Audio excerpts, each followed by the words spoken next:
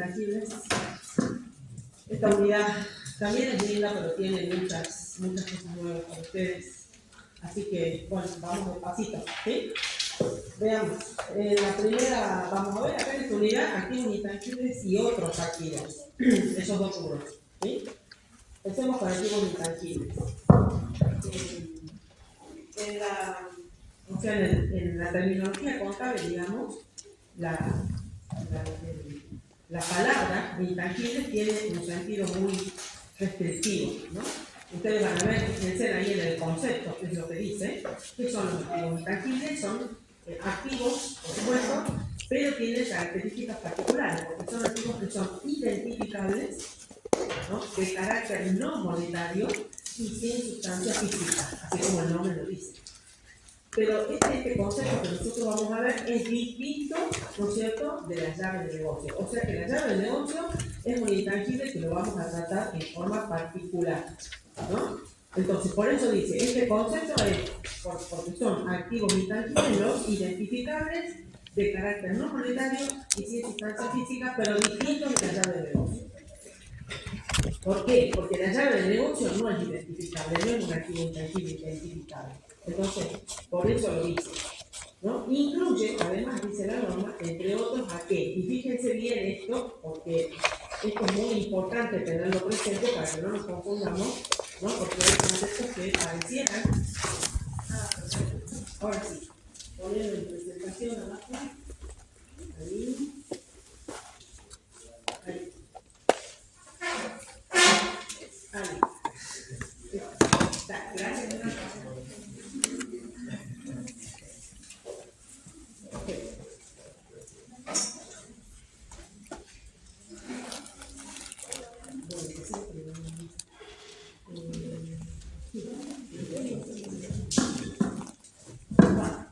Entonces, bueno, ahí está el concepto y además, les decía, la norma dice qué es lo que se incluye dentro de este mundo, ¿no? ¿Qué es lo que se incluye? Fíjense, dice derechos de propiedad intelectual, marcas, patentes, ¿no?, licencias y similares.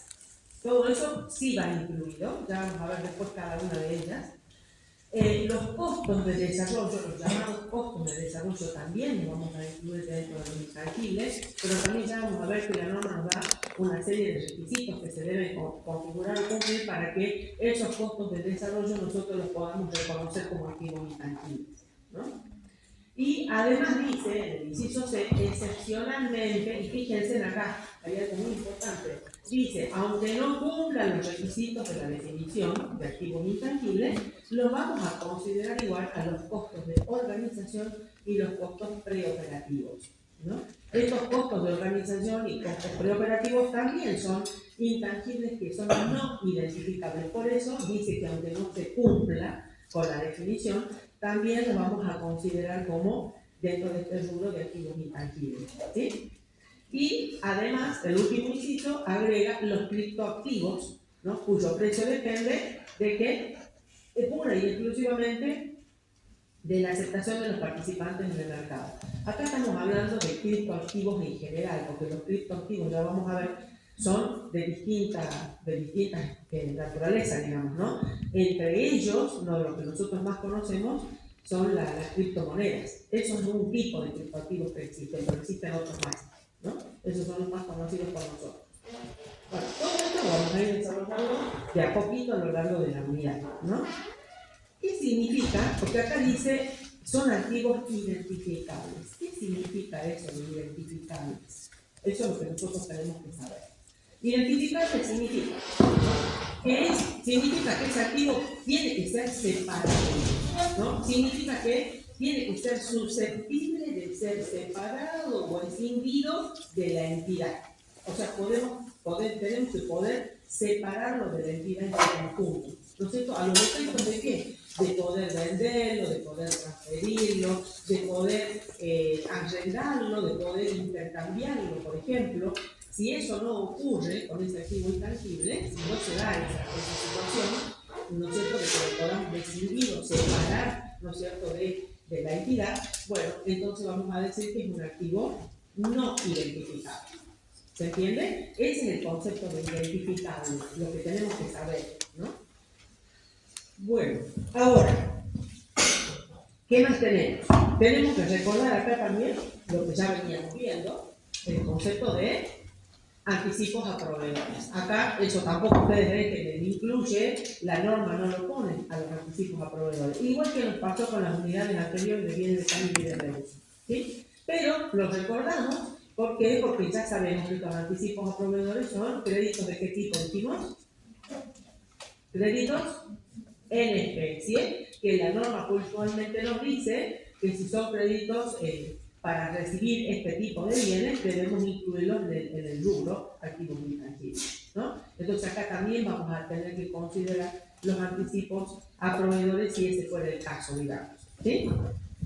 Bueno, y ahora sí, la norma es muy clarita y esto también lo tienen que tener presente siempre, porque a la hora de registrar, ¿no? A la hora de que se les presente un caso práctico, tienen que poder ustedes distinguir si el elemento que estamos pidiéndole que ustedes reconozcan o no como activo intangible debe ser reconocido como activo intangible o no por alguna cuestión, ¿no? Porque no cumple con la definición o porque sencillamente está descrito acá, ¿no? En esta parte de la norma donde dice que no se tratarán como activos intangibles. Miren todos los incisos que tenemos ahí.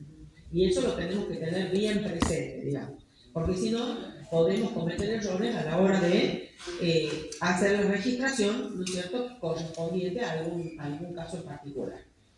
A ver, ¿eso qué significa? Que no se vayan a considerar como activos intangibles. Significa que van a tener que sencillamente imputarse a qué? A gastos del periodo. Ese es el tratamiento contable que van a recibir estos conceptos, porque no los podemos reconocer como activos intangibles. ¿Cuáles son? Primero, dice, los desembolsos de investigaciones efectuadas con el ánimo de obtener nuevos conocimientos científicos y técnicos. Eso no lo podemos considerar como intangible. ¿Sí? Otro, los desembolsos erogados en el desarrollo interno del valor llave y marcas. Fíjense que ahí estamos haciendo referencia a dos conceptos. El desarrollo del valor interno de la llave, ahí estamos hablando de la llave de negocio. Si ustedes se fijan en el estado de situación patrimonial, van a ver un rubro que se llama llave de negocio, ¿no?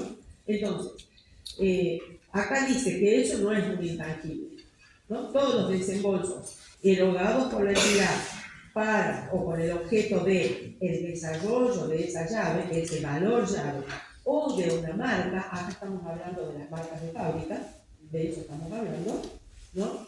O de las listas de clientes, como dice ahí, que son otros elementos que se pueden considerar que la empresa puede determinar el valor que representan, ¿no? Porque si eso se puede medir, se puede saber cuánto es lo que representa en pesos, ¿no?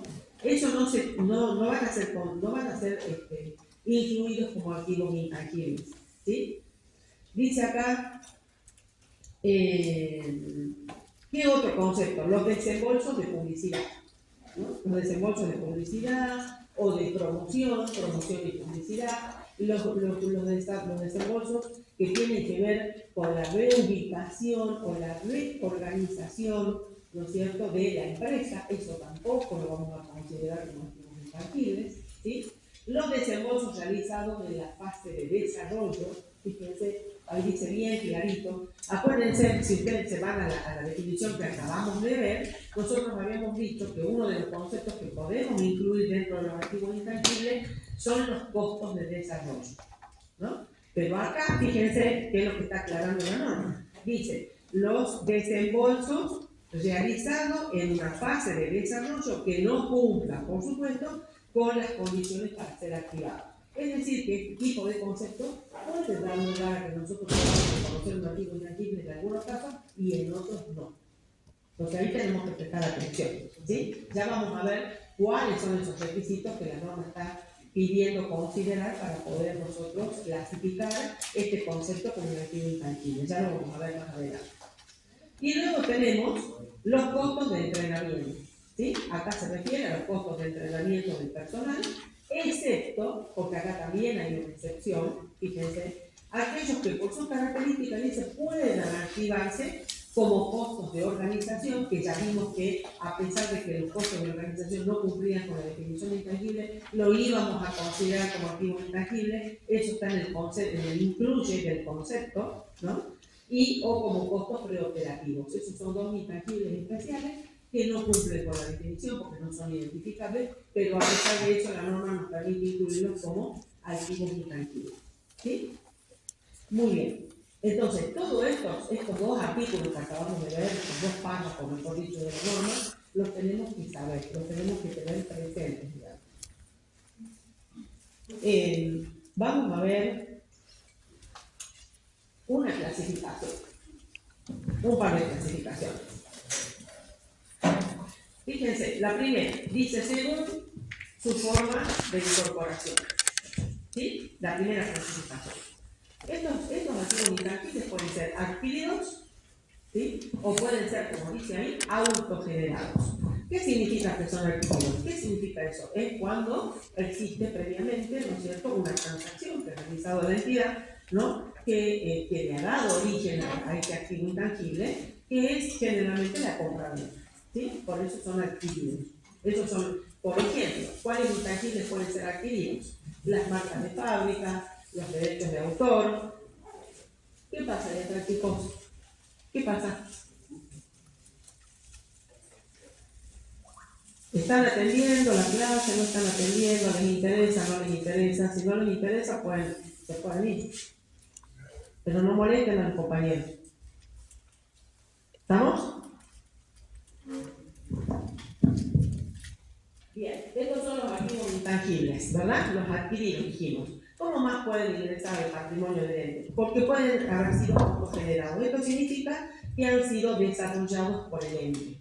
¿Sí? ¿Se acuerdan que habíamos incluido dentro del concepto, en el incluye los costos de desarrollo? Bueno, en este caso pueden haber intangibles, digamos que son autogenerados o desarrollados por el ente. Por ejemplo, ¿qué es lo que dice ahí? La invención de un producto, ¿no es cierto?, o procedimiento. Un producto o un procedimiento determinado de una entidad, ¿no es cierto?, inventa, ¿no es cierto?, la fórmula de un producto que va a producir y va a vender, por ejemplo, o inventa el desarrollo o el procedimiento para desarrollar algún producto, ¿sí? Bueno, ese invento, si tiene éxito, digamos, ¿qué es lo que va a hacer la entidad? Eso es desarrollado por la entidad, no es que lo está cobrando, porque se puede adquirir una patente de invención. Cuando alguien, una entidad desarrolla algún invento, ¿no?, de un producto, de un procedimiento para elaborar algo, de la fórmula de algo, por ejemplo, cuando lo logra hacer, lo puede patentar, ¿no? Entonces, cuando lo patenta, eso se llama patente de invención, ahí la ley protege ese invento, ese descubrimiento, lo protege para uso exclusivo de la entidad, pero hay que hacer una serie de trámites y hay que patentar ese descubrimiento, ¿sí? Bueno, y eso se llama patente de invención. Ahora, fíjense, ¿no?, que acá esos autogenerados no todos vamos a poder considerarlos como activos intangibles. ¿Por qué? Porque van a tener que cumplir con una serie de condiciones que ya vamos a ver, ¿sí? Muy bien. Luego tenemos, según la posibilidad de venderlos, otra clasificación.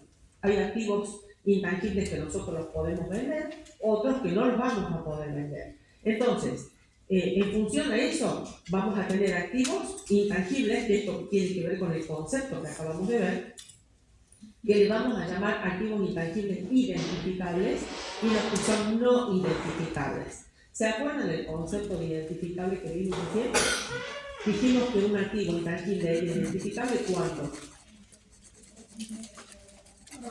separado, muy bien, o escindido, que es lo mismo, de la entidad en su conjunto. ¿Para poder qué? Para poder venderlo, para poder transferirlo, para poder arrendarlo o alquilarlo, ¿sí? Para poder hacer este tipo de operaciones, digamos, que la entidad pueda realizar este tipo de transacciones con el intangible. Entonces, ¿cuáles van a ser, por ejemplo, algunos de los activos intangibles que son identificables? Ahí tienen ejemplos. ¿Ven? Fíjense que dice ejemplo, ¿no? Por ejemplo, las patentes de invención, ¿sí? Porque si bien es cierto, una entidad ha desarrollado un invento, una fórmula o algo y la ha patentado, esos intangibles están protegidos por ley por un determinado tiempo, ¿no? Al cabo del cual ya es de dominio público, digamos, ya no tiene el uso exclusivo de la entidad que lo ha descubierto o que ha patentado esa invención, ¿sí? Entonces, son las patentes de invención, los derechos de autor, las marcas de fábrica, por ejemplo, ¿sí? Ahora, ¿cuáles van a ser, por ejemplo, los no identificables? Los que no pueden ser escindidos o separados de la entidad. Los costos de organización y los costos preoperativos. ¿Por qué? Porque estos conceptos, ya vamos a ver cuando veamos el concepto, no poseen valor de cambio. No es que la entidad puede vender los costos de organización.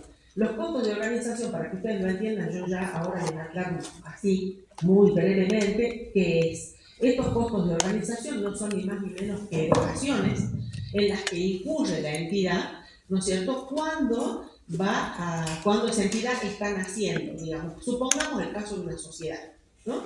Cuando recién se constituye una sociedad, hay una serie de erogaciones en que, ¿no es cierto?, la entidad va a tener que incurrir, digamos, para quedar regularmente constituida esa entidad, ¿no?, como sociedad. Bueno, todas esas erogaciones que conlleva, ¿no es cierto?, esta instancia de la constitución, van a ser, digamos, consideradas como costos de organización, ¿sí? Entonces, eso no es un intangible que la empresa lo pueda vender, sino que va con la empresa, con la vida de la empresa, y va a estar existiendo mientras dure, o no es cierto, o tenga vida la empresa, ¿sí, no? Porque esos son costos de organización de esa entidad, que no le sirve a la otra. Cada entidad tiene sus propios costos de organización. ¿Se entiende? Bueno, muy bien. Y vamos a ver una última clasificación que dice según su limitación legal o contractual. Esto tiene que ver con la vida útil que nosotros y ustedes van a ver en los prácticos y demás, porque estos activos intangibles se amortizan. Acá sí vamos a ver el término, y como vimos los bienes de uso, dijimos que la terminología correcta no es la amortización, sino cuál, depreciación. Bueno, acá ustedes van a hacer, acá estos intangibles también pierden valor, van perdiendo valor por el transcurso del tiempo, por el uso, por distintos motivos, y vamos a tener que reflejar contablemente esa pérdida de valor a través de una amortización. Acá la norma habla de amortización, ¿sí? Entonces, fíjense, esto tiene que ver con uno de los elementos que nosotros necesitamos determinar para poder amortizar los intangibles, que es la vida útil, ¿no? Entonces, esta limitación legal o contractual es para la vida útil del intangible. ¿Por qué? Porque hay intangibles que tienen vida limitada y hay otros intangibles que tienen una vida no limitada, ¿no?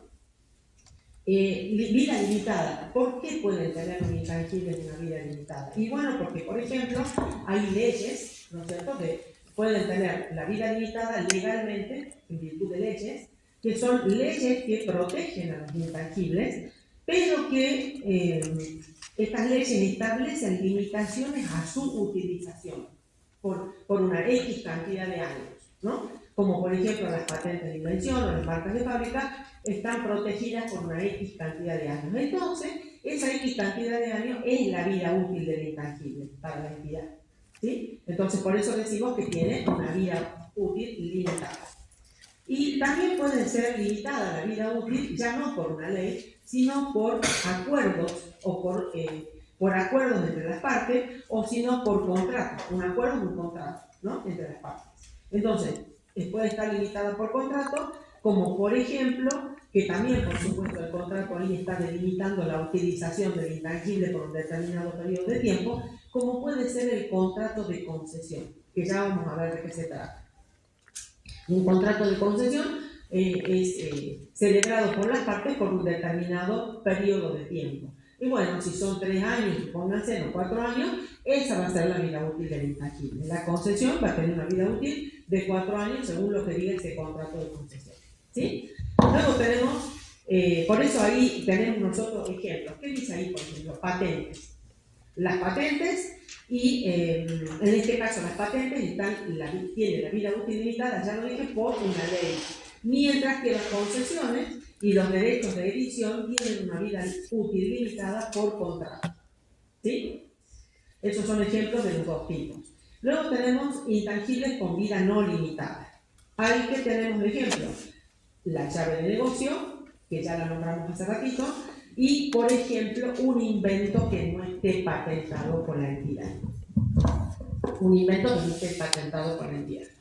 La llave de negocio, ¿por qué tiene vida no limitada? Porque la llave de negocio es un intangible autogenerado por la entidad, desarrollado por la entidad, que ya vamos a ver el concepto, está conformado por un valor, mayor valor que tiene la entidad. O sea, todas las entidades tienen un valor. ¿Cómo sabemos nosotros el valor que tiene una determinada entidad? ¿Qué es lo que nosotros miramos para saber cuánto es el valor que tiene? Miramos qué cosa. De la estructura patrimonial, ¿qué es lo que vemos? El patrimonio neto, ¿sí? Porque si bien es cierto, tiene una X cantidad de activos, pero también tiene pasivos, ¿no? Y los pasivos son derechos que tienen los terceros sobre parte de ese activo, que no es propio de la entidad, ¿no? Entonces, por eso que vemos el patrimonio neto. El valor del patrimonio neto nos está diciendo contablemente el valor que tiene esa entidad. Pero, si esa entidad ya tiene una serie de años, digamos, ¿no? Y ya tiene su prestigio, el producto que fabrica y que vende está protegido por una marca, porque es una muy buena marca, tiene una clientela importante, esa empresa obtiene utilidades muy importantes y considerables, ¿no? Por ejemplo, son algunos elementos que les estoy dando. Todo eso hace que el valor de esa entidad sea superior al valor contable del patrimonio neto. Ese mayor valor es lo que se llama llave de negocio. Pero, ¿qué es lo que dice la norma? El valor de la llave de negocio autogenerado de la propia entidad no lo vamos a reconocer como un activo intangible. No se puede reconocer como un activo intangible. ¿Por qué? Eso lo dice la norma. Ahora, ¿cuándo ustedes van a ver en un balance de una entidad la llave de negocio? ¿Cuándo va a aparecer eso entonces? Si la propia llave de negocio no es reconocida como un intangible, la autogenerada no se reconoce, ¿sí? Ustedes dirán, bueno, ¿y entonces para qué está el rubro? ¿Y cuándo nos va a aparecer ese rubro en los estados contables? Eso va a aparecer cuando la entidad adquiera un fondo de comercio, adquiera otra entidad, ¿sí? Y deba pagar para comprarla un mayor valor del patrimonio neto que tiene esa entidad. Ahí sí vamos a reconocer esa llave de negocio. O sea que solamente se reconoce contablemente la llave de negocio que se paga, que se adquiere. La autogenerada no se reconoce. ¿Sí? ¿Se entiende eso? Ahí va a aparecer. Entonces, si yo estoy comprando esta entidad que tiene un patrimonio neto que me dice que la entidad vale, no sé, 10 millones de pesos, por decirles algo, cuando yo la vaya a comprar, ¿no es cierto? Esta entidad va a decir, no, me tenéis que pagar 30 millones de pesos. ¿Sí? En los estados contables dicen que vale 20, pero ¿cómo se llama? Los dueños, los propietarios de la entidad van a decir, no, nosotros la vendemos a 30, porque esta entidad tiene esto, tiene aquello, tiene lo demás allá, que estamos dando, aparte de todos los activos y pasivos que tiene, le estamos dando la clientela, el prestigio, un montón de cosas que esta entidad ya las ha adquirido durante una serie de años. Entonces, si yo la quiero, voy a tener que pagar, ¿no es cierto?, 30 millones de pesos. La diferencia entre los 20 millones de pesos, que es el patrimonio neto de la entidad, y los 30 millones son 10 millones de pesos. Ese es el valor. Esa es la llave de negocio que yo estoy pagando por adquirir este fondo de comercio, esta empresa. Y ahí yo, cuando lo incorpore, ¿no?, a la empresa, a mi activo, va a aparecer la llave de negocio, que tuve que pagar para poderla comprar. ¿Sí? Eso es un activo, digamos, que tiene, volviendo a la llave de negocio, que tiene una vida, ¿no es cierto?, no limitada. Luego tenemos, o si no, dice un invento no patentado. ¿Por qué dice un invento no patentado? Porque si el invento, la entidad lo va a patentar, ¿no es cierto?, para que la ley proteja el derecho de uso exclusivo de ese invento, y bueno, ahí ya pasa a tener una vida limitada, porque la ley lo dice. En cambio, si ese invento no es patentado, no tiene vida útil limitada. Pero ahí es lo que pasa, por ejemplo, con la fórmula de la Coca-Cola. La fórmula de la Coca-Cola es un invento que no está patentado, nadie sabe cuál es la fórmula de la Coca-Cola. Es un secreto, ¿no? Entonces, Si lo hubiera patentado, esa fórmula hubiera estado protegida por él por un determinado tiempo y se terminó. Sin embargo, fíjense de cuándo viene. Entonces, eso ha sido un invento que no ha sido patentado. Este es un ejemplo. Bueno, más o menos han comprendido la clasificación. Vamos. Esto es muy importante, como siempre, que lo venimos viendo en todos los rubros, ¿no? Las normas de reconocimiento. ¿Cómo hacemos nosotros? ¿Qué tenemos que tener en cuenta para poder reconocer un elemento como un activo? ¿Sí?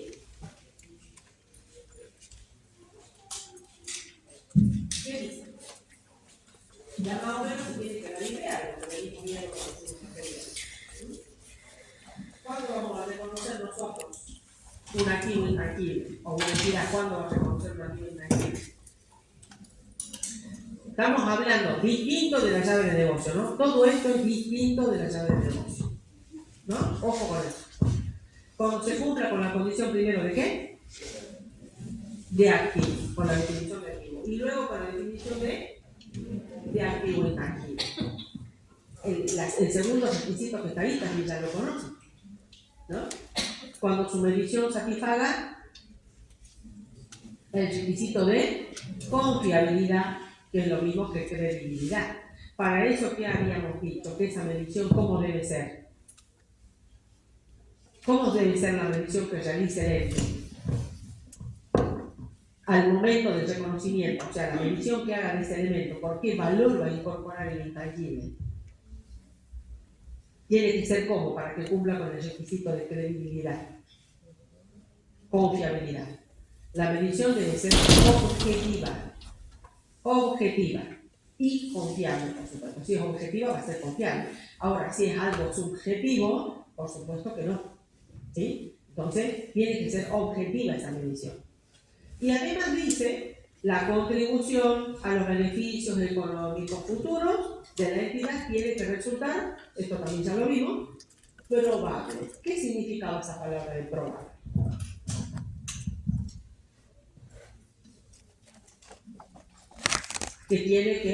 La probabilidad tiene que ser mayor de que ocurra de que no ocurra, ¿no? Y esa probabilidad habíamos dicho que tiene que ser superior a ¿cuánto? Superior a un 50%. Muy bien. Bueno.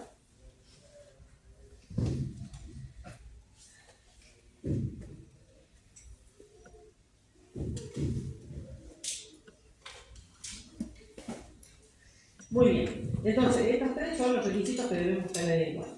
¿Qué más? Acá, un activo intangible, ¿para qué lo puede utilizar una entidad? Lo puede utilizar para, o en relación con las actividades ordinarias que desarrolla, ¿no es cierto? En su actividad, digamos, diaria, ¿no? Con, como dice la norma, actividades ordinarias, ¿no? Ya sea de la producción o venta de productos o prestación de servicios, por ejemplo, ¿no? Y después, eso es lo que tenemos que tener en cuenta, porque de eso estamos hablando cuando nos referimos a los beneficios, ¿sí? Hola. A los beneficios económicos futuros son los que provienen de esa actividad, ¿sí?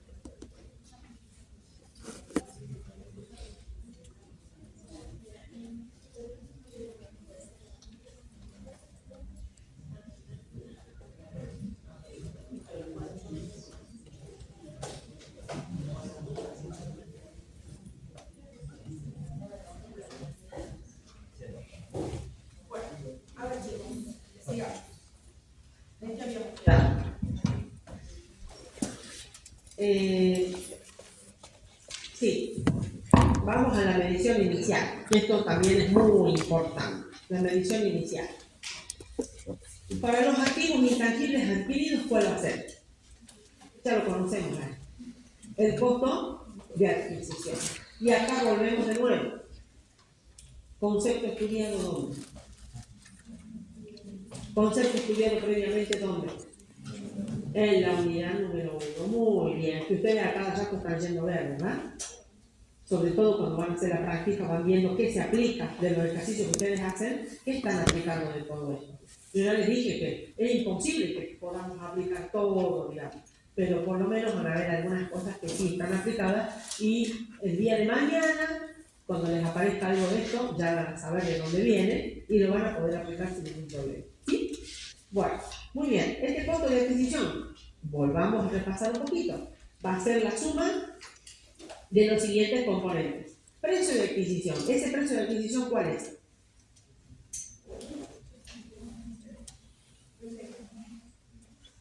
Bueno, pero si no es precio de contado, siempre va. O sea, a ver, chicos, nosotros tenemos que incorporar el intangible por precio de contado, ¿no? Eso ya lo sabemos, eso es lo que me están diciendo ustedes. Pero este precio que está acá, fíjense que sigue. ¿Qué sigue? ¿Menos qué? Menos los componentes financieros implícitos. Bueno, ahí acuérdense, ahí tenemos que tener en cuenta que si se trata que la norma da una alternativa a las entidades para que decidan o tomen, ¿no es cierto?, la alternativa esa de no segregar los componentes financieros implícitos. ¿Sí? ¿Se acuerdan o no? Que estaba permitido tanto para las pequeñas como para las medianas y como para el resto de las entidades que son las grandes entidades. Salvo había una excepción en la que no se podía optar por no segregar. ¿Cuál era? ¿Cuál es? Eso también lo habíamos visto.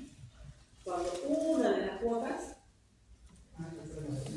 supera los 12 meses contados a partir de la fecha de la transacción. Sale una solita de las cuotas que supere los 12 meses, ya no se puede elegir la opción de no segregar los componentes financieros. Entonces, cuidado, este precio, ¿no es cierto?, puede ser un precio de lista, y también yo les había dicho en ese momento, puede ser un precio de lista si es que la entidad está en condiciones de ejercer esa opción, de no segregar los componentes financieros. Y en ese caso, ese precio de lista o ese valor nominal, le vamos a decir, porque no estamos segregando los componentes, lo tenemos que considerar como si fuera un precio de contado. Así lo dice la NUA. En ese caso, esa operación o ese precio va a ser considerado como un precio de contado, como si la operación hubiera sido de contado. ¿Se entiende? Entonces, bueno.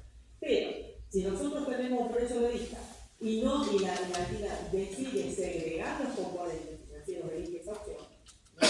Entonces por eso tenemos que reducir los componentes financieros implícitos. ¿Sí? ¿Qué más?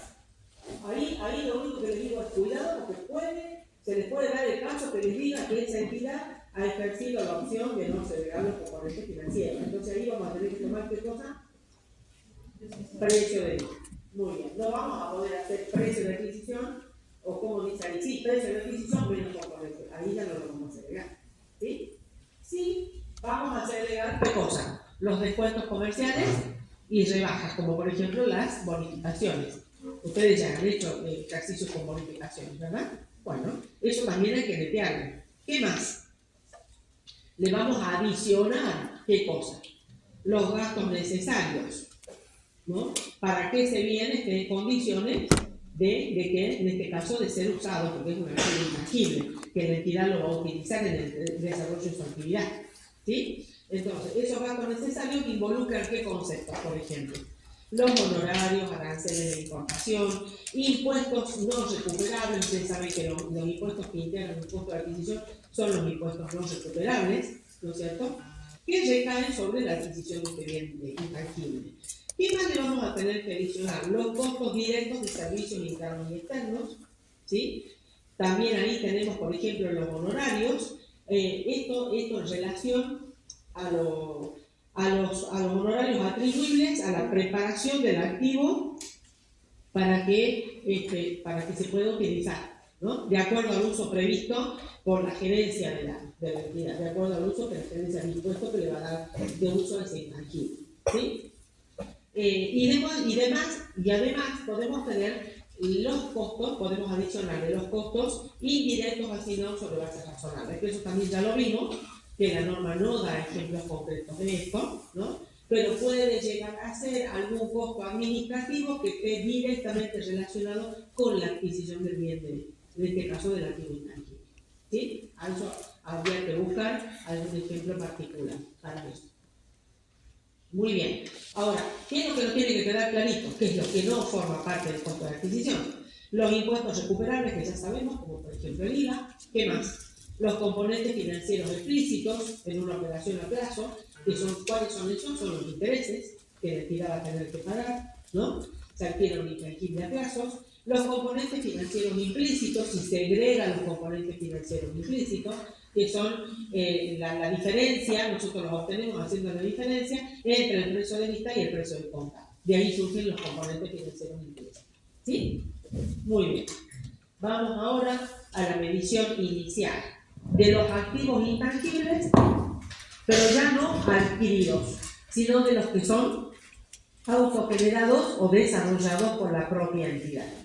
Es cuando la entidad desarrolla un activo intangible. Entonces, ahí ¿qué vamos a tener? Como en todos los otros casos que vimos para los bienes de uso y para los bienes de cambio, nosotros hablábamos acá de costos de producción o construcción. ¿Se acuerdan? En cambio acá en los intangibles tenemos que hablar de costos de desarrollo. Ya no hablamos de producción y construcción, hablamos de costos de desarrollo del intangible. Es lo mismo, nada más que acá cambia el concepto, digamos. ¿Sí? Suma. ¿Qué vamos a sumar si la entidad quiere que desarrollar un intangible? Los materiales o insumos necesarios para generar ese intangible. ¿Sí? Además, le vamos a sumar los costos de conversión, fijos y variables. Acuérdense que la norma siempre adopta la alternativa del costeo. ¿Cómo se llamaba? Costeo completo, porque estamos considerando costos fijos y variables. ¿Sí? Por eso se llama así. ¿Qué más? Ahí esos costos de conversión están referidos a ¿qué? A la mano de obra, a otro tipo de servicios, a la depreciación y otras cargas que puedan ser consideradas que formen parte del costo. Los gastos y honorarios, dice acá. Acá ya vamos especificando un poquito más. Gastos y honorarios necesarios para registrar los derechos legales. ¿Se acuerdan que dijimos que habían activos intangibles protegidos por leyes? Bueno, proteger un intangible legalmente implica, ya vamos a ver en detalle, tenerlo que inscribir al intangible en un registro especial. Para ello vamos a tener que pagar honorarios del gestor que va a hacer esa operación, ¿no? Vamos a tener que pagar sellados, tasas, ¿sí? Hay varios conceptos o gastos involucrados en el hecho ese de tener que inscribir un intangible para obtener su protección legal, ¿sí? Luego tenemos la amortización, dice acá, fíjense, amortización de patentes y licencias utilizadas. A lo mejor, para desarrollar este intangible, la entidad necesita utilizar, ¿no es cierto?, otro intangible, como sería, por ejemplo, la patente de invención de algo, ¿no?, de algún invento, de algún producto, de alguna fórmula, lo que puede, ¿no?, o una licencia obtenida, ¿no es cierto?, para el uso de algún intangible, ¿no? Entonces, si la entidad tiene que hacer eso, necesita de ese intangible para poder desarrollar otro, bueno, la amortización de los intangibles que está utilizando para poder desarrollar otro va a integrar el costo del intangible que está desarrollando, ¿sí? Luego tenemos los costos financieros que corresponden. ¿Qué pasaba con los costos financieros?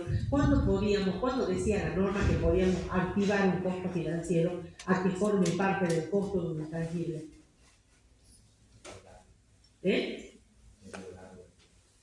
Tenía que cumplirse con una serie de requisitos, ¿no? Primero, el activo debía reunir la condición de activo. ¿Cómo se llamaba? ¿Cómo se llamaba el activo? ¿No se acuerdan?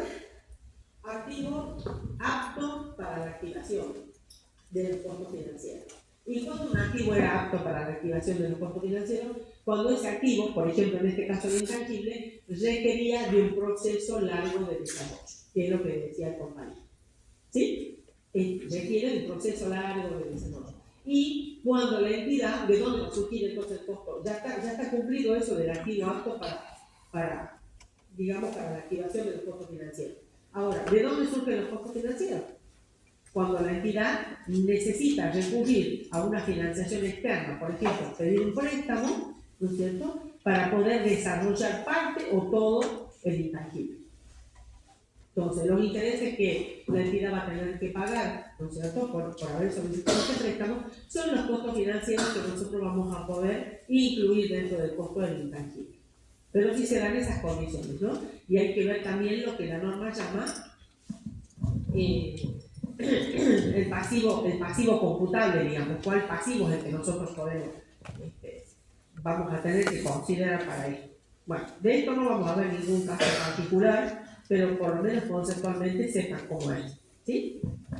Bueno, esto para los intangibles, para el costo de desarrollo de un intangible. Vamos ahora a ver el tratamiento de los desembolsos subsiguientes.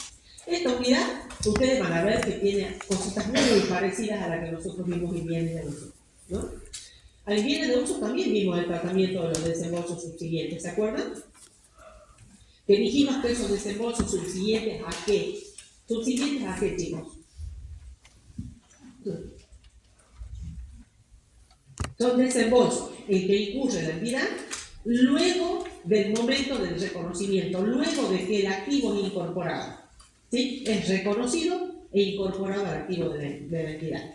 En este caso estamos hablando que la entidad reconoce un elemento como activo intangible, lo incorpora, ¿sí? Ya vimos de qué manera, con la medición inicial ya la acabamos de ver, ¿no? Ahora, ¿qué pasa si luego de ese momento, ¿sí? Si con posterioridad, como dice ahí, si con posterioridad a su reconocimiento, ¿no?, surgen desembolsos? Tenemos que analizar esos desembolsos y ver si corresponde o no incluir esos desembolsos a que formen parte del costo del intangible.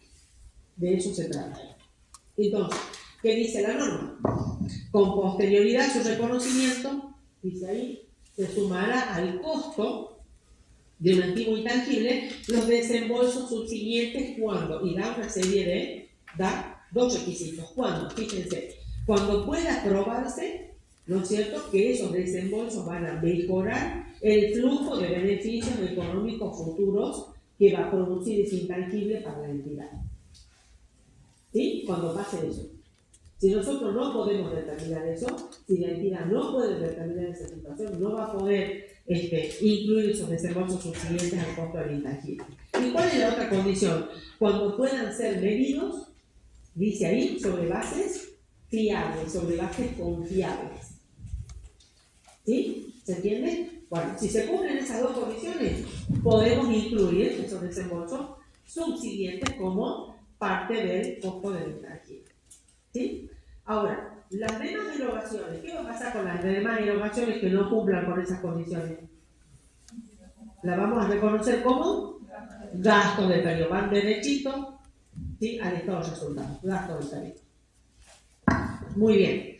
La verdad que este tratamiento de los desembolsos subsiguientes, en la práctica es muy difícil, o en raras ocasiones, esos desembolsos realizados con posterioridad al reconocimiento, ¿no es cierto?, de un intangible adquirido, ya sea que fuera adquirido o generado por la entidad, pueda satisfacer estas condiciones. En la práctica es medio raro que eso ocurra porque es difícil. Ustedes fíjense lo que hay que cumplir para poderlo incorporar, ¿no? Entonces, ¿y eso por qué se da? Porque en muchos casos estos desembolsos no pueden ser atribuidos, digamos, a un intangible determinado, ¿no? Esos desembolsos no podemos, la entidad no puede decir, no, estos desembolsos lo hice para este intangible determinado, ¿no es cierto? ¿Por qué? porque no pueden distinguirse esos desembolsos, no se pueden distinguir de los desembolsos en que incurre la entidad, ¿no es cierto?, para desarrollar el negocio en su conjunto. Porque indirectamente sirve para desarrollar el negocio en su conjunto. Entonces tiene que ser una situación muy particular. No es muy común esto. Luego dice acá la medición posterior. Fíjense, medición posterior. Para nosotros, para la entidad pueda realizar la medición posterior, tiene que tener en cuenta algo con lo intangible. Tiene que tener en cuenta tiene que evaluar o tener en cuenta cómo es la vida útil del intangible. Si la vida útil del intangible es definida o si la vida útil del intangible es indefinida. Depende de eso, ¿no es cierto?, cuál va a ser la medición posterior que haga del intangible. Entonces, fíjense, dice, costo original. La medición posterior va a ser el costo original, ¿no es cierto?, si tuviera el intangible una vida útil indefinida. ¿Y cómo va a ser la medición posterior? La otra alternativa del intangible, costo original menos amortizaciones acumuladas, cuando el intangible tuviera una vida útil definida. ¿Por qué es eso? ¿Se dan cuenta por qué es eso?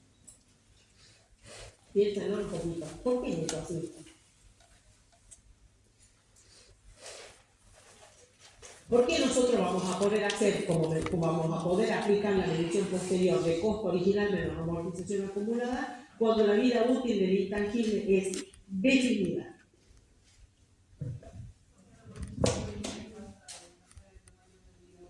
Exactamente, porque para poder nosotros calcular la amortización de un intangible, ¿qué necesitamos? Nosotros ya lo sabemos de bien de uso, eso lo apliquemos a la intangible. Necesitamos saber la vida útil. Si la vida del intangible es definida, va a tener una vida útil X, ¿no es cierto? Ahora, si la vida útil del intangible es indefinida, no tiene vida útil, no podemos. ¿Qué vamos a dividir por infinito para sacar la depreciación? ¿No? ¿Sí? ¿Se entiende? Entonces, el costo, ¿no es cierto?, sería costo original cuando la vida útil es indefinida. Y costo original menos amortización acumulada cuando la vida útil es definida. ¿Quedó claro eso, no? Muy bien. Vamos ahora a la amortización de los intangibles. Es lo mismo que vimos para los bienes de uso. ¿Cuál es el concepto de amortización? Dice acá que la amortización es la distribución sistemática del importe amortizable. En este caso, nosotros en el bien de uso hablamos de importe depreciable, ¿se acuerdan? Bueno, acá es importe amortizable del activo intangible durante los años de vida útil. ¿Sí? Ahora, ¿cómo determinamos el valor amortizable del intangible? Acá también vamos a tener en cuenta si se trata de un intangible que tiene vida útil finita o infinita, ¿no? Sí, una vida útil que no es finita, ¿no? Entonces, la determinación del valor amortizable va a ser como bendición contable, igual que los bienes de uso, menos el valor recuperable. Pero acá hay una situación especial. ¿Por qué?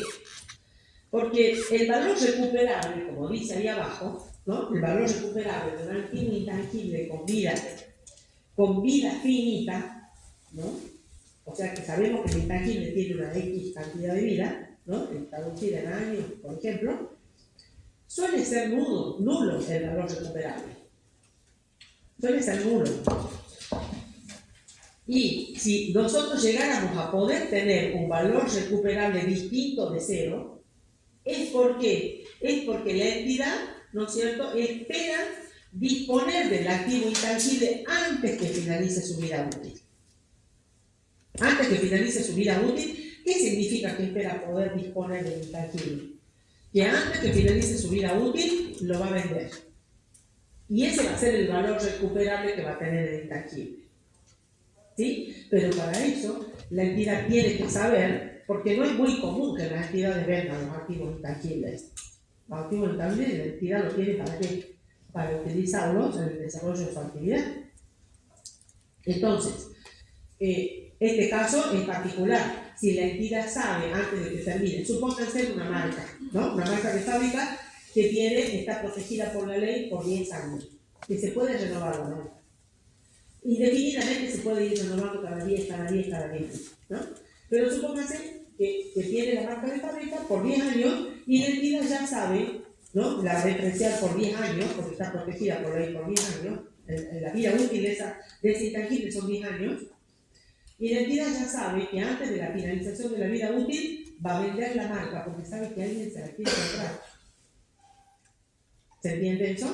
Pero la entidad ya sabe quién se la va a comprar, ya sabe cuánto le van a pagar por la marca, porque necesita tener el valor recuperable, ¿sí? Y eso no es muy común que ocurra, ¿sí? Entonces, por eso, en la mayoría de los intangibles, ¿no es cierto?, el valor amortizable va a ser el costo, la mención total.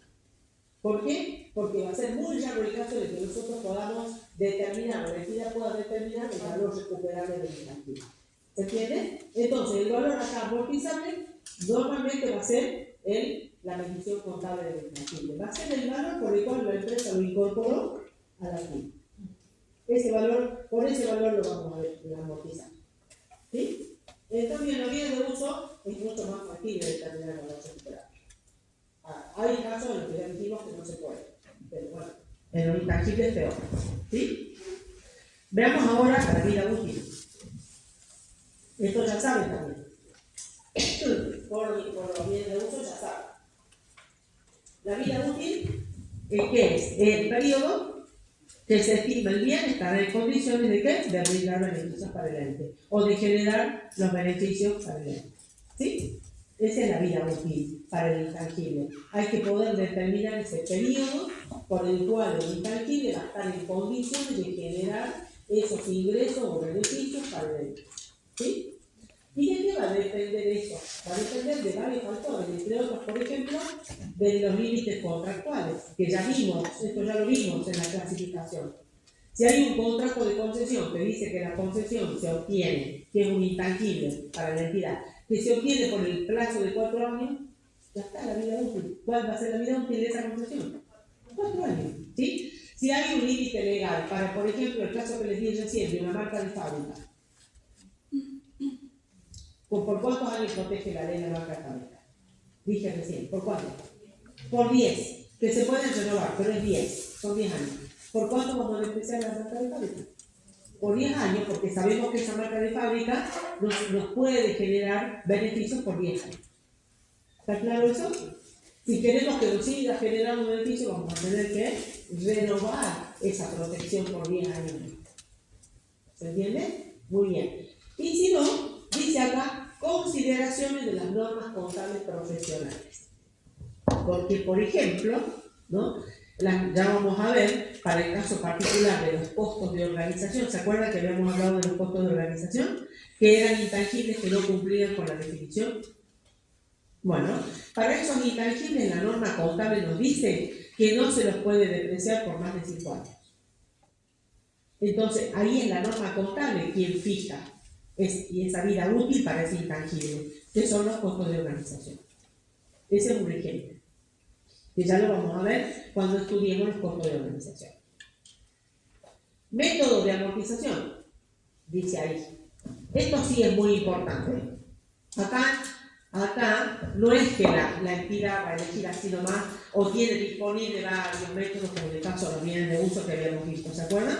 En este caso, dice, la entidad asignará la amortización, ¿no? A los periodos de vida útil que tenga el activo intangible, fíjense, primero, siempre, sobre una base sistemática que refleje el modo, fíjense, esto es particular, una base sistemática que refleje el modo en que se consumen los beneficios producidos por el intangible. ¿Sí? Si fuera posible hacer esto, esa es la forma en la que se va a considerar o se va a imputar la amortización del intangible. En base a eso, a la forma en que son consumidos los beneficios económicos que ese intangible va a generar. Si fuera posible. Si no es posible hacer eso, ¿A qué recurrimos? Al método que ustedes ya conocen de bienes de uso, al método de la línea recta. Entonces ahí vamos a tener que dividir por 5 años, por 10 años, depende de cuál sea el intangible. ¿Sí? Muy bien. ¿Cómo hace la entidad para determinar este modo en el que se van a consumir esos beneficios que va a generar el intangible? Y bueno, tiene que lograr determinar un patrón de consumo, ¿no? Va a tener que decir, bueno, no, estos beneficios se van a ir agotando de esta manera, por esto y por esto. ¿Sí? No es un invento, tiene que ser en base a algo razonable, a algo, digamos, a un patrón que uno está observando, o que la entidad observa, de consumo esperado de esos beneficios. ¿Sí? Ahora, cuando no es posible hacer eso, y bueno, ya es recurrir al método de la línea recta. Vamos a las cuestiones a considerar para el cómputo de las amortizaciones. Acá la norma aclara qué cuestiones son las que debemos tener en cuenta para considerar el cómputo de la amortización.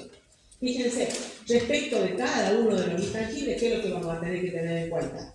Por supuesto que el costo, que es lo que nosotros vamos a depreciar, vamos a amortizar, el costo del intangible, o la medición contable, ¿sí? La naturaleza y la forma en la que se explota el intangible en la entidad. Eso también va a depender, ¿sí?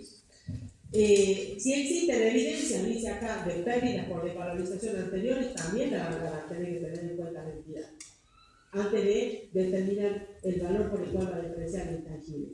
La capacidad de servicio estimada, dice, del activo, ya sea dadas por unidades de producción, parecido a lo que vimos en bienes de uso, ¿no es cierto?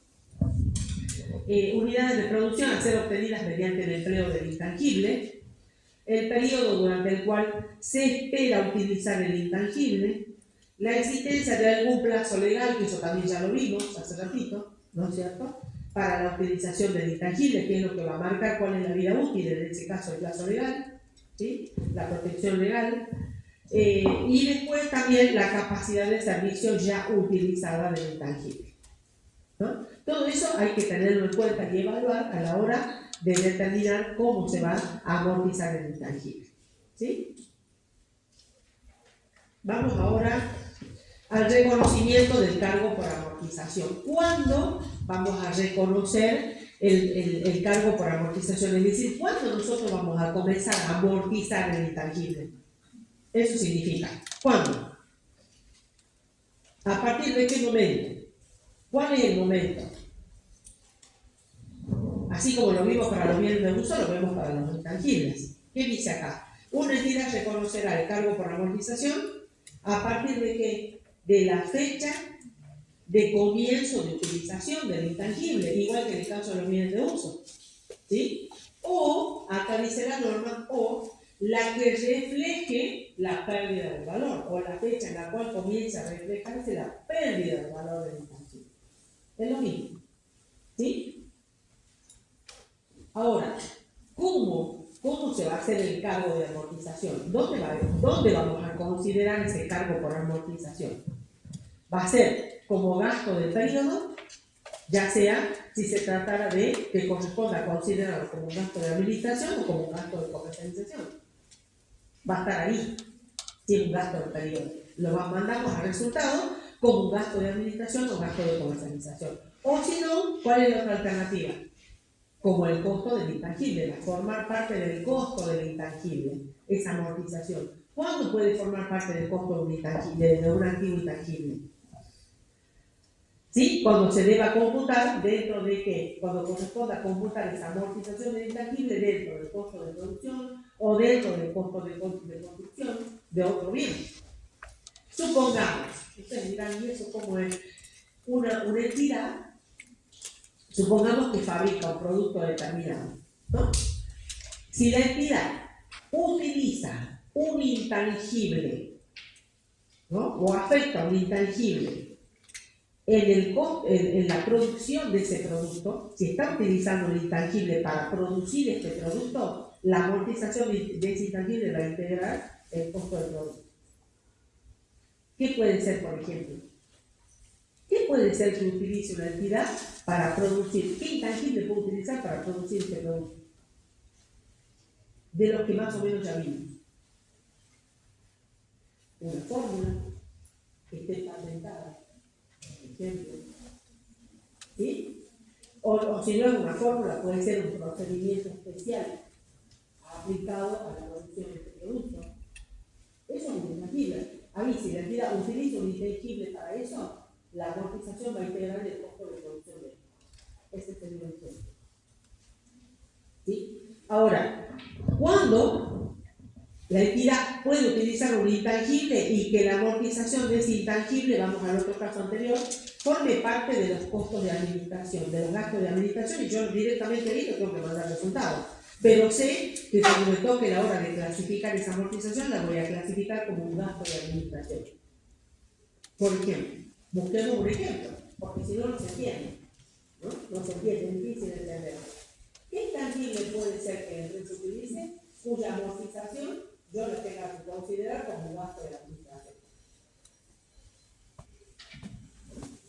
Eso se da mucho con los intangibles que son, por ejemplo, los software, los sistemas de computación, ¿no? Si la entidad ha adquirido un intangible, que es un sistema de contabilidad y gestión, por ejemplo, para la empresa, ¿no? Ese software que la entidad está pagando es un intangible para la entidad. Y la amortización de ese intangible, porque lo va a tener que amortizar, va a integrar parte del costo de administración, por ejemplo. ¿Por qué es para eso? Para la gestión, que es la administración de la entidad, y para la contabilidad, por ejemplo. ¿Sí? También podría llegar a ser el caso de que la entidad tuviera o necesitara adquirir un software especial que lo utiliza en la producción de un producto. Eso también podría ser. No solamente el ejemplo que le di de la patente, de un IP, de una fórmula, de lo que fuera, sino también un software especial. Fíjense que hoy en día, en las líneas de producción de las empresas industriales, se usan mucho los robots, ¿o no? Bueno, ¿por qué funcionan esos robots? Con sistemas de inteligencia, ¿no es cierto? De software. Bueno, eso es un ejemplo, por ejemplo. De un intangible utilizado, ¿no es cierto? Si se requiere un software especial con el cual funciona la máquina o el robot que produce, ¿no? La depreciación de ese software especial que nosotros usamos en la producción de algo va al costo de producción. ¿Sí? Bueno, esos serían algunos ejemplos. ¿Qué más dice ahí la norma? Luego de decir eso. Entonces tengamos en cuenta, ¿a partir de cuándo se amortiza un intangible? Eso lo tenemos que saber. ¿Y qué es lo que hacemos luego con esa amortización? Puede ir a gasto del periodo o puede formar parte del costo de un proyecto. ¿Sí? Eso está claro, ¿no? Bueno, ahora veamos. ¿Qué dice? Los activos intangibles, ¿qué dice ahí? Con una vida útil indefinida, ya sabemos esto, porque esto lo vimos hace rato, no se amortizan, porque tienen vida útil indefinida, no podemos determinar su vida útil para poder amortizar. Pero ¿qué es lo que nos pide la norma en ese caso? Nos pide que se requiere comparar, ¿no es cierto?, el valor del intangible con su valor recuperable, como se hace con todos los activos, ¿no? Y se tiene que hacer sí o sí para hacer el ejercicio, lógicamente, excepto cuando se trate, dice, acá hay una dispensa en la norma, excepto cuando se trate de una empresa pequeña y mediana. La exime de la obligación de tener que realizar esa comparación todos los ejercicios con el valor recuperable. ¿Sí? ¿Por qué? Porque como no vamos a estar amortizando ese intangible, va a estar siempre por el costo de digamos, de la adquisición, ¿no? Entonces hay que compararlo siempre con el valor recuperable. ¿Para qué? Para que ese valor contable no exceda el valor recuperable. Acuérdense que el límite de medición de los activos es el valor recuperable. ¿Sí? Muy bien. Vamos a las cuentas. Miren las cuentas que vamos a utilizar o que vamos a aprender nosotros acá con los intangibles.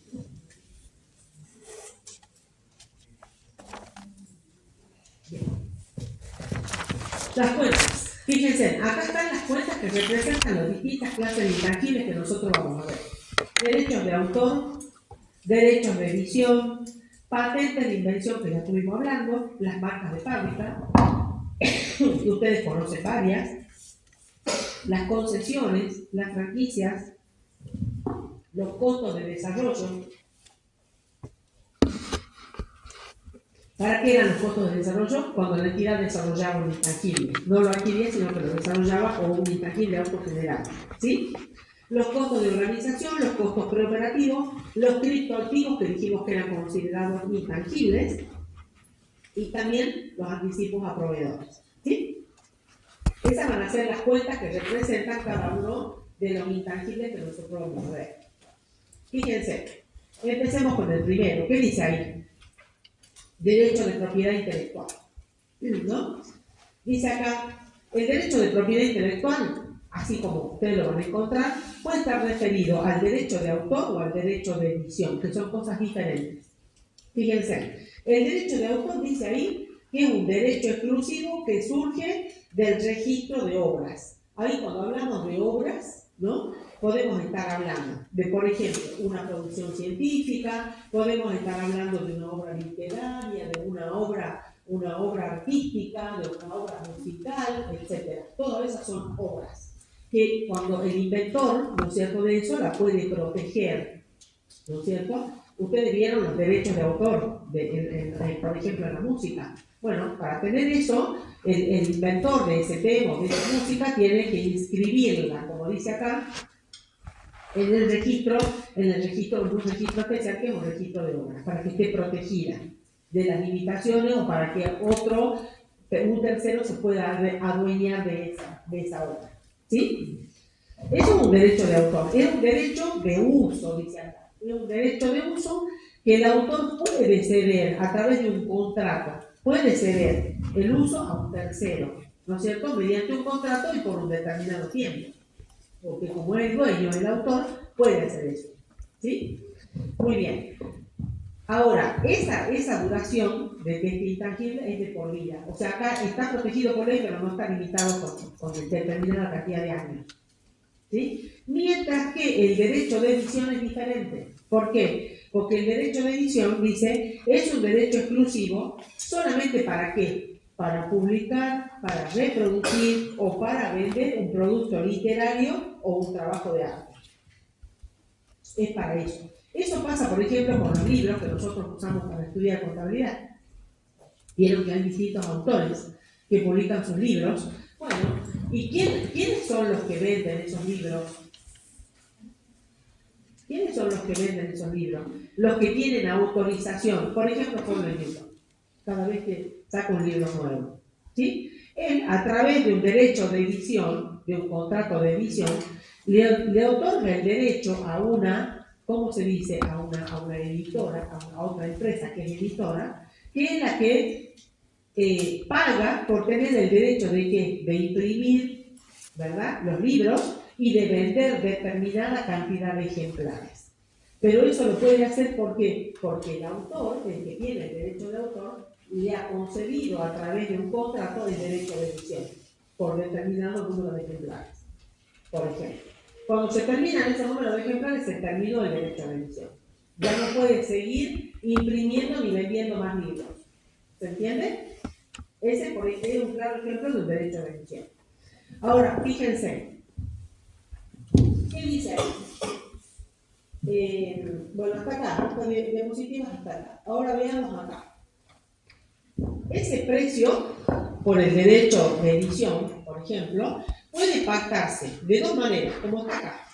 Por una suma fija, y esto presten atención porque es importante, porque lo van a ver en los gráficos, por una suma fija o por pagos periódicos, ¿no? El pago por suma fija se reconoce como activo. Ese va a ser el intangible, ese va a ser el monto del intangible. Ahora, por ejemplo, el contrato de edición va a decir que le tiene que pagar, el editor le tiene que pagar la suma de tantos pesos, ¿no?, para adquirir el derecho de edición. Pero además, dice el contrato, además, esa empresa editora, va a tener que pagar X cantidad de pesos por cada ejemplar vendido, va a decir el contrato. Esos son los pagos periódicos. Esos pagos periódicos, en función al número de unidades editadas y vendidas, ¿no es cierto?, y del precio de la obra, por supuesto, no se va a reconocer como un activo intangible. Eso va directo al gasto del periodo. Eso no lo podemos incorporar como un activo intangible. Entonces, cuidado cuando veamos el ejercicio, tenemos que saber que el pago de la suma fija es el intangible. ¿no? Y todo lo que nosotros vamos a tener que calcular al final de cada ejercicio, ¿no es cierto?, por las unidades editadas y vendidas, eso no, eso va a gastos de calidad. ¿Sí? Muy bien. Ahora, ¿qué integra el costo de este intangible? ¿Cuáles conceptos son los que integran el costo de este intangible? Acá va a haber derechos legales o gastos legales y de inscripción. Porque ya dijimos que para que esté protegido tiene que haberse inscrito, ¿no?, en ese registro de autor. Acá estamos hablando de derechos, de aranceles, ¿sí?, de todo eso. Ahora, ¿qué es lo que no integra el costo? Volvemos a repetir, ¿qué es lo que no integra el costo? Los pagos periódicos. ¿Sí? Ya lo dijimos. Eso van a ser gastos de comercialización. Dijimos que van a gastos del periodo, bueno, van a ser clasificados como gastos de comercialización. Y este derecho de autor, perdón, derecho de edición, lógicamente se van a amortizar. Porque es un intangible con vida útil. ¿Cómo se llama la vida útil? No, derecho de edición, no de autor. Vida útil finita. Va a tener, según lo que diga el contrato, una determinada vida útil. Entonces lo vamos a poder amortizar. ¿Se entiende? Muy bien. Vamos ahora a las patentes de invención, de las que habíamos hablado hace rato. Fíjense. Dice, la patente de invención es un derecho exclusivo que asegura a su poseedor hacer, usar o vender algún invento o descubrimiento por determinado tiempo. Esto también es un intangible con vida útil finita. Fíjense, ¿quién puede ser patentado? Dice. Serán patentados las invenciones de productos. O también pueden ser, si no un producto, un procedimiento para hacer algo, ¿no? El descubrimiento. ¿Sí? Que sean susceptibles de aplicación industrial. Esa es la condición. Cuando hablamos de industria, no solamente nos referimos a la industria que nosotros conocemos, sino también a la agricultura, a la ganadería, a este tipo de actividades, ¿no? De pesca, de minería, etc. ¿Se entiende? Esta patente de invención, este intangible, está protegido por ley.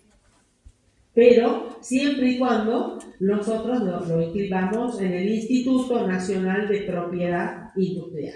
Ahí se inscribe este intangible, ¿sí? En el Instituto Nacional de Propiedad Industrial, que otorga el derecho de propiedad al inventor del producto o del descubrimiento o del procedimiento, lo que fuera, de la fórmula, lo que fuera, ¿sí?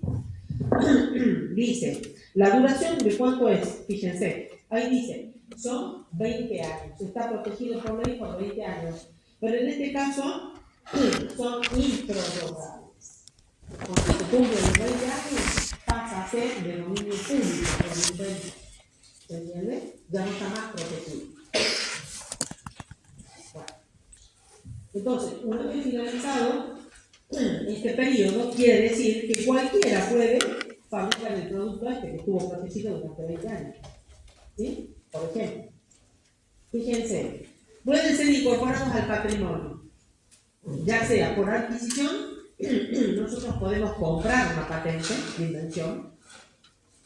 El dueño, ¿no? El dueño, el que tiene la inscripción de la patente, el que patentó el producto, el descubrimiento, el procedimiento, lo que fuera, puede ceder el uso de la patente a un tercero. Lo puede hacer. Entonces, a través de un contrato, por supuesto. Entonces, por eso decimos, la entidad puede tener una patente de invención porque la adquirió o porque simplemente la desarrolló. ¿Sí? La autogeneró. O sea, en este caso la entidad va a ser la autora de este descubrimiento o de esta invención. ¿Sí? Bien. ¿Qué integran su costo? Si estamos hablando de la patente de invención. También vamos a tener, acuérdense que hay que inscribirla, gastos legales. Por ejemplo, el impuesto de sello vamos a tener que pagar. Hay otros gastos de inscripción, como por ejemplo aranceles y tasas que va a haber que pagar, o honorarios profesionales al gestor que va a realizar todo este trámite de inscripción, por ejemplo, o también puede tratarse de derechos de importación, si se trata de un intangible importado, ¿sí? Y lógicamente se va a amortizar. ¿Por cuántos años se amortiza? Por 20. Muy bien. Bien. Sí, a ver,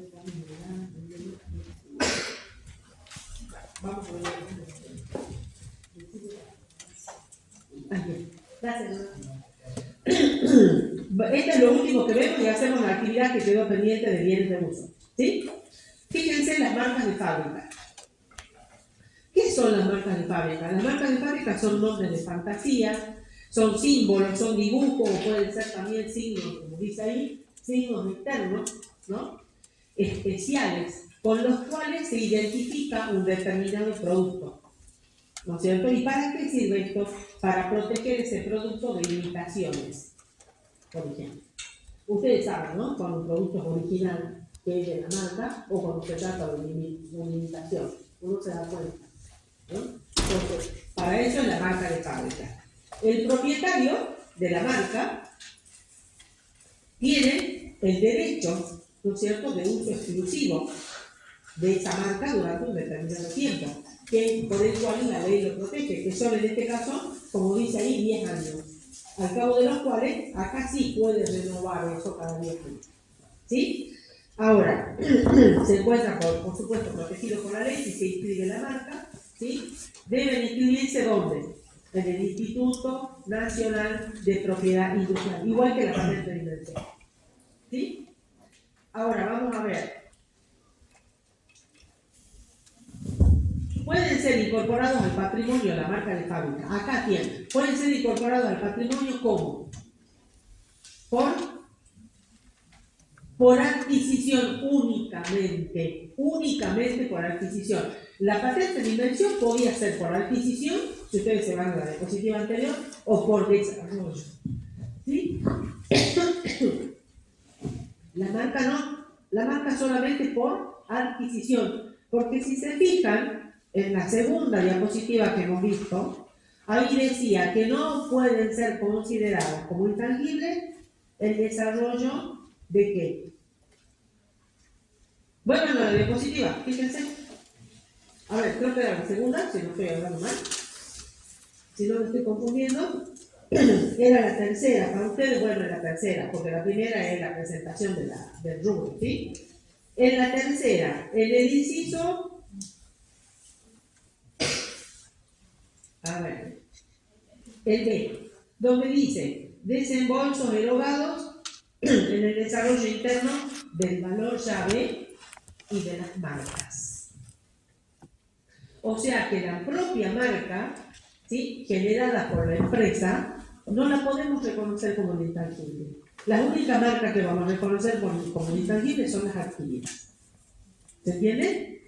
Muy bien. Integran el costo. Los gastos legales, como por ejemplo el costo de sello, los gastos de inscripción, igual que en el caso anterior, van a haber tasas de inscripción, aranceles, lo que fuera, honorarios profesionales con el gestor que va a hacer todos estos trámites para inscribir la marca, ¿sí? Y los derechos de importación si se trata de intangible importado. ¿Qué no integra el costo? Y esto presten atención, que también lo dice un párrafo de la NUA que lo vimos. La publicidad y propaganda. Que es muy común que la entidad haga una campaña publicitaria, ¿no?, o promocione la marca del producto que vende. Bueno, esos gastos de publicidad o promoción no integran el intangible. Eso tiene el tratamiento de costos de ¿qué? ¿De gastos de qué? ¿A dónde va a ir a parar eso? A gastos del periodo, y lo vamos a especificar como gastos de ¿qué? De comercialización. Muy bien. ¿Sí? La publicidad y propaganda es un gasto de comercialización. O sea que cuando... Sí, dale. ¿Pero no lo tenía? Sí. Bueno. Y bueno, por supuesto que la marca se va a amortizar por 10 años. ¿Sí? Bueno, hasta acá llegamos. Vamos ahora a tratar de hacer la actividad de bienes de uso. Así que ingresen al aula. Ya les voy a poner visible yo la actividad.